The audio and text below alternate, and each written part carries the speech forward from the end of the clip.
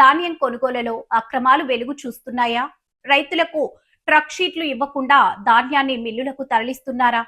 రైతులను మోసం చేస్తే రైసు మిల్లుల సీజ్తో పాటు పోలీస్ కేసులు తప్పవా?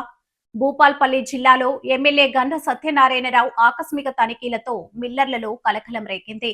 జిల్లా కలెక్టర్ రాహుల్ శర్మతో కలిసి గణపురంలోని జానకిరాం రైస్ మిల్, చిట్యాల మండలం కైలాపూర్లోని Lakshmi Narasimha agro industries rice మిల్లులను తనిఖీ చేసిన ఎమ్మెల్యే రైతులకు వెంటనే ట్రక్ షీట్లు ఇవ్వాలని అధికారులను ఆదేశించారు.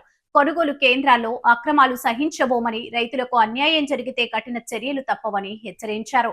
ఇక జిల్లాలో 90% మక్కల కొనుగోలు పూర్తయిందని వెల్లడించిన ఎమ్మెల్యే వర్షాల నేపథ్యంలో కొనుగోలు, రవాణా వేగవంతం చేయాలని అధికారులకు సూచించారు.